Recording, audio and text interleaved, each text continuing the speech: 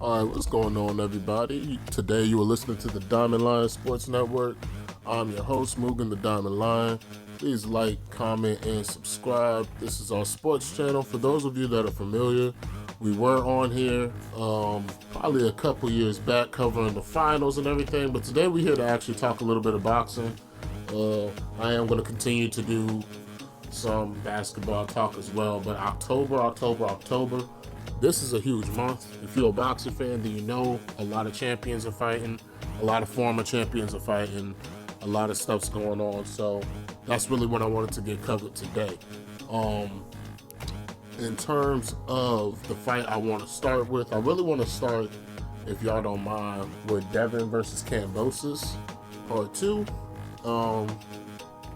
Kambosos to me seems very humble in this whole build-up. He's been very quiet. I just watched the interview today, and he was very humble, very, very docile. And, you know, if we can keep it real as boxer fans, sometimes that don't mean shit. Sometimes some of the most calm press conferences I've ever seen turn out to be some of the bloodiest and most brutal wars. So I don't read too much into it. But I will say that I won't use the word broken, but it seems like Devin has humbled him quite a bit. I noticed that Devin was trying to sell the fight himself and do things of that nature because he noticed that Kambosos really wasn't going to, you know, essentially carry this promotion. Y'all work with me while I get my whole setup straight. We just getting started. But no, yeah, Devin had to carry the promotion, which is fine. It's an interview, whatever. But at the end of the day, I guess what I want to speak to y'all about is this really going to go any differently? I know at lightweight in particular, we are looking forward to a lot of fights and a lot of potential matchups that could happen. And Ryan and Tank and Loma and Dev, you know, there's a lot of big name fights that can happen. So I know a lot of us kind of feel like, you know, whatever happens in this fight, let's just kind of get it out the way so we can move on to what comes next. But Devin said something really interesting to me in the build-up, and he says this is why I was saying that he was being fake. Now the world is seeing the real him, and this is the real him, the humble guy, nice guy. He's going to show up to work on the night of the fight, but at the end of the day, you know, this is who this dude is. We'll see. My whole thing is I hope he's coming with a different game plan, or, you know, he can wind up getting hurt this fight. He can wind up getting, I won't say stopped, but he could, just because I don't like his energy particularly before this fight. I think that he knows deep down inside that he's not better than Devin, so I don't know what he's going to try to do, but I respect him for being here and for trying again, for sure. My prediction I want y'all to put your prediction for the fight, and for all these fights we talk about, please drop your prediction down low in the comment section. When it comes to Devin Haney versus George Kambosos 2, my prediction is, you know what, y'all? I think, look, I don't know shit about boxing, okay? My prediction, really, I'm going to say my prediction is going to be, give me Devin Haney unanimous decision, but he makes it look easier. You know, maybe even hurts Kambosos a couple times. Give me Devin by decision in that fight. I'm not going too much out on a limb with that one, you know. But I love the way Devin jabs. I like how he improves in between fights. I like what he represents. And I don't think George in particular has anything for him. So I don't really have too much to talk about on that topic. The next fight that I would like to move on to is Meyer versus Bumgardner. I just got done watching another interview that they did today. I think they kind of like re-released the Andre Ward, Tim Bradley interview. I don't know what was going on with that, but I checked it out again.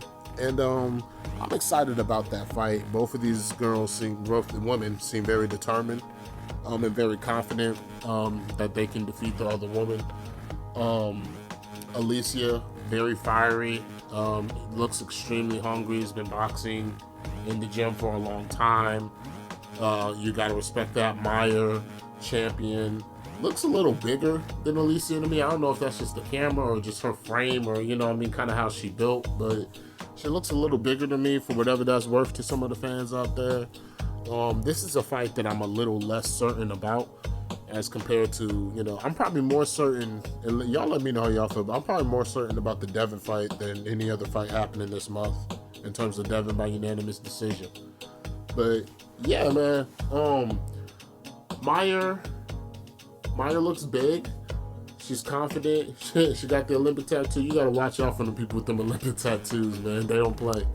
But Baumgartner, she also seems very, very ready for this moment. She's not coming into it like, I'm the less experienced or the less known commodity or whoop, blah, blah, blah, blah, blah. Like, she seems extremely ready for this moment. I feel her stopping Maya in this fight could catapult her into a star. For whatever reason, call it just me not being cultured enough in this boxing stuff, I don't feel the same way about Maya, right? Like, I feel like if Baumgartner defeats Maya, she becomes one of, one of the stars of boxing. But I feel like, not that they're not stars already, but y'all know what I'm saying. She breaks through. And I don't know if I feel that way about Maya. If Maya defeats Baumgartner, I don't know if she breaks through. In terms of the fight, both of these girls do a lot of things that I like in the ring. They both show championship grit and determination and heart. They both show that they pay attention in there. They don't just go out there and kind of just, just with complete disregard or disrespect for their opponent. That was funny because they both are talking, very disrespectfully at times, but their fight styles, I don't think they have a disrespectful fight style at all or anything like that. So I'm very curious to see how this fight's going to really play out. Sometimes fire isn't enough, and Maya seems very, very convinced that she's being underestimated in this fight, so I'm just kind of curious to see how that's going to play out. Like I said, far less certain about this fight than I am about the Devin fight. I wouldn't know what to give y'all for a prediction. Y'all should kind of drop in the comment section how y'all feel about that one. I have a good feeling about Baumgartner. I don't know if that feeling's objective at all. I'm not going to lie. I feel like I find her to be a more interesting person, so maybe I'm not, y'all know how that go. So if I had a prediction, though, I would go with, we're going to see, y'all, somebody keep score. We're going to do 4 fights. If I had a prediction, I'm going to go with Alycia by 9th round TKO. Alycia by 9th round stoppage. I see flurries, I see speed, I see determination, and I don't think I see the defense that's going to offset that from the other side. That is my prediction. Both great fighters. Let the person know, no shade, no hate. The next fight, though. The next fight I want to get into, I believe is actually on the same card. Somebody correct me if I'm wrong. I would like to get into Claressa Shields versus Savannah Marshall. Now, this one's interesting to me. This one stylistically is very, very interesting. Obviously, Claressa's probably going to be the favorite in this fight. Actually should be, unified and all that. But Savannah's been fighting well.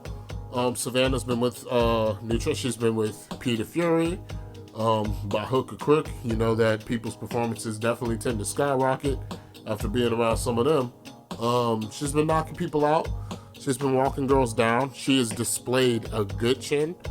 I don't know if it's a great chin. I'm not sure if I've seen it get tested by greatness yet. But she has displayed, she gives me durable vibes. Does that make sense to y'all?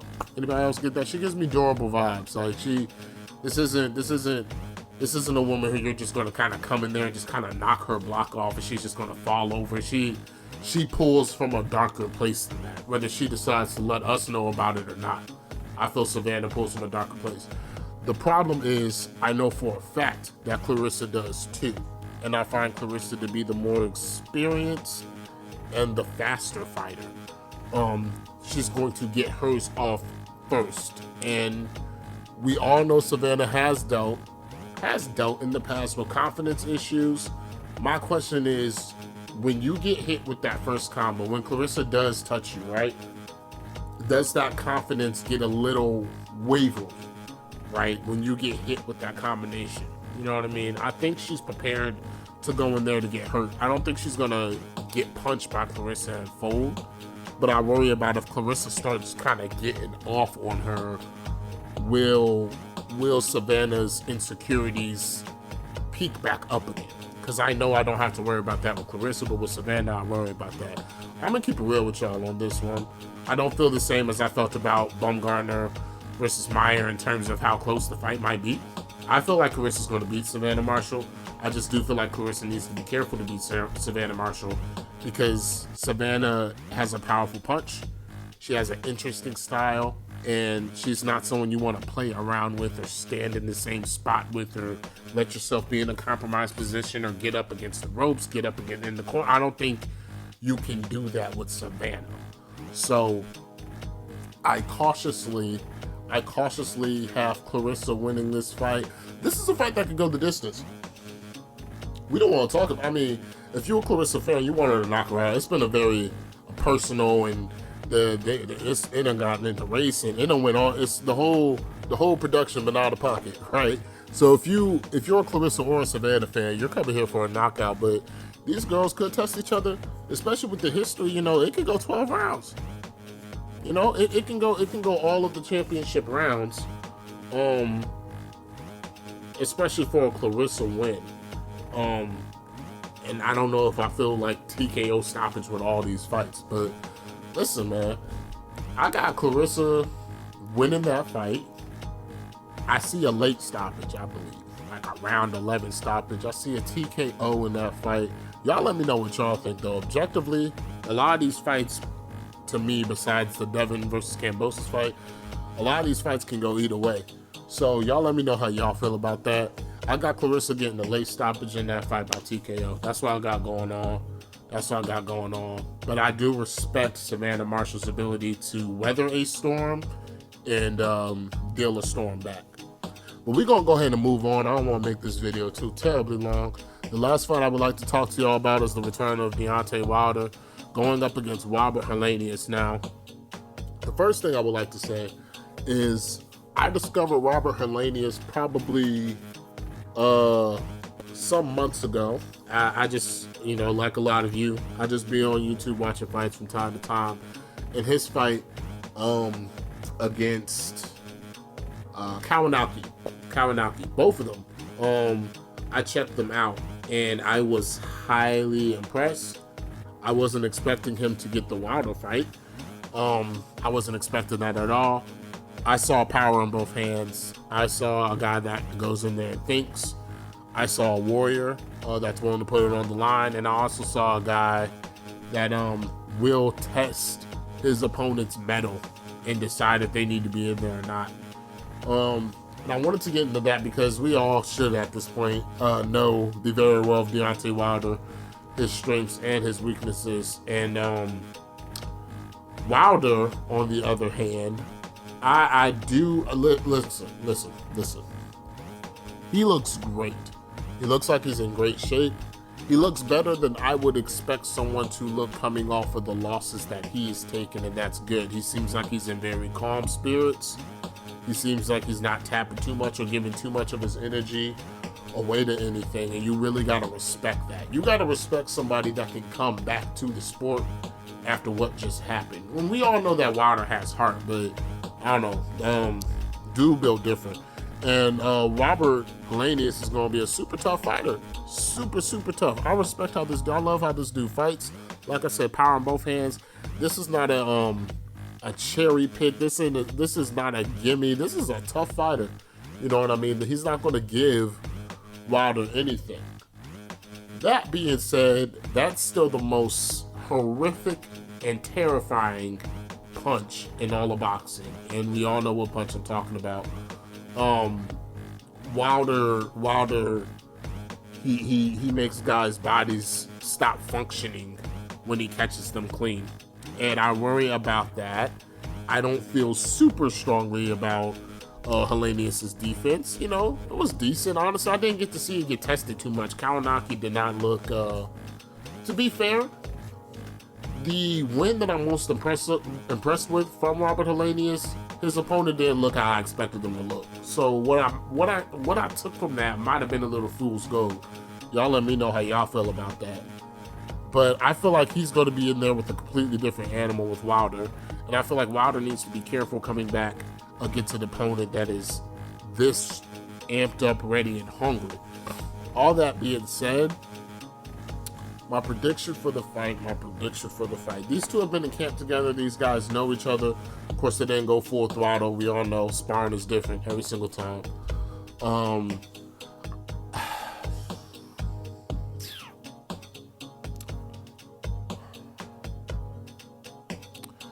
I got Wilder winning this fight. Obviously, I got him winning by knockout. Though, I'm not part of this group of people that believe that he can't outbox nobody. I do believe that Wilder can box a bit. I just think it's an underrated part of his game. I got him winning this particular fight by knockout. Some people say 3, 4, 5 rounds. I don't. If Wilder comes out there really on on a nuclear mission, he could do it. But I see 6 or 7 rounds. 6 or 7 rounds, and I think he can get this guy out of here. I think he needs to lay a trap, and then I think he needs to explode through it. And I see that happening around round 6, round 7, maybe even 5. But I'm not sure if I see him remain Vernon, Helenius. I got a little bit more respect for Helenius than that to see that happening. But I have a lot of respect for Wilder's right hand, too. And Wilder's right hand can do that to anybody. That being said, I got Wilder by KO by round 6 or 7. KO by 7. One thing I want him to be careful with, I hope that he's fully back. Hope he's fully healthy. We have seen in the past great fighters, they'll take a couple knockout losses, and it's almost like they got a sweet spot, and you can kind of blow them over now if you hit them in a certain way. I hope that's not the case for Wilder. We're not going to know until fight night. I do feel like he looks great. These are my predictions. Y'all let me know what y'all think in the comment section. We're going to be talking boxing. We're going to be talking basketball. We're mostly going to be doing boxing right now. There's a lot of exciting things happening. I'm going to be making some bets. Hopefully I make some money.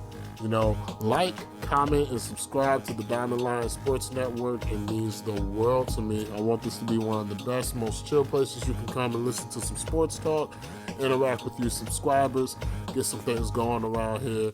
Please, please, please, please, please support the channel. Y'all have a beautiful day and stay boxing fans, all right?